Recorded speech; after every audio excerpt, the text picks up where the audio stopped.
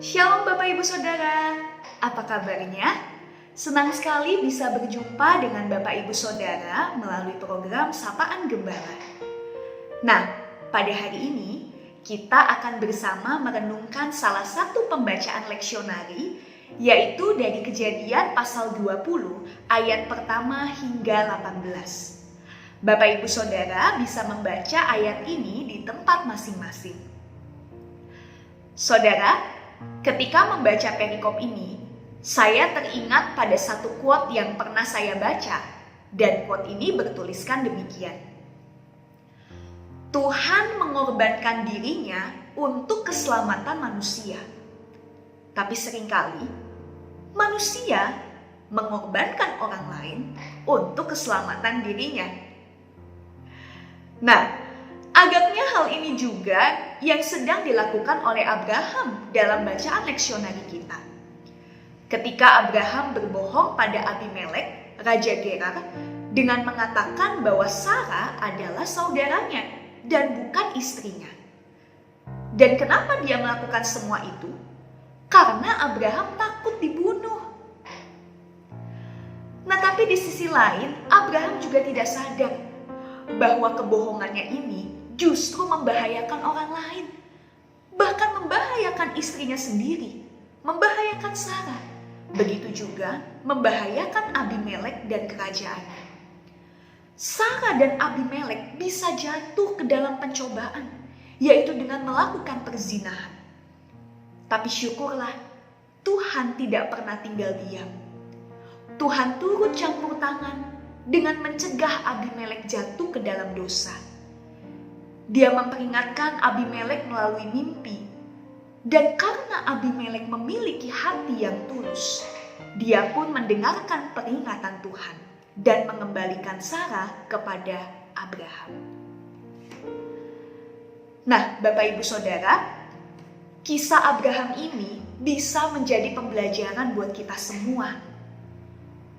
Mungkin kita pernah atau sedang berada dalam satu titik ketika kita sulit mengungkapkan kebenaran, ketika kita sulit untuk berkata jujur, karena kita diliputi oleh ketakutan dan kekhawatiran, karena kita ingin cari aman, atau karena kita merasa bahwa ini semua untuk kebaikan bersama. Tapi Bapak Ibu, mari kita lihat lebih jauh.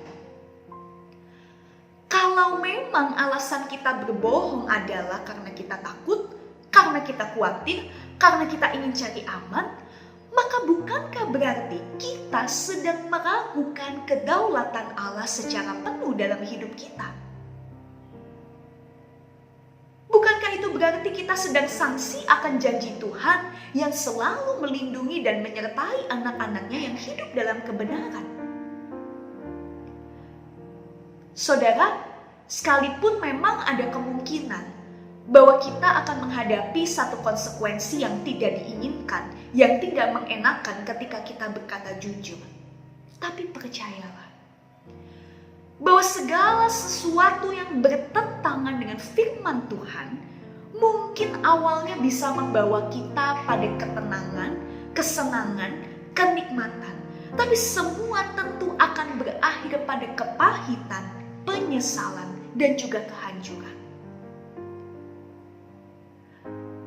Saudara, karena Tuhan tak ingin kita menyesal di kemudian hari dari hal-hal yang seharusnya bisa kita hindari sebelumnya, maka Tuhan selalu mengajak kita untuk terus hidup di dalam kebenaran, untuk senantiasa mengatakan sesuatu yang jujur apa adanya.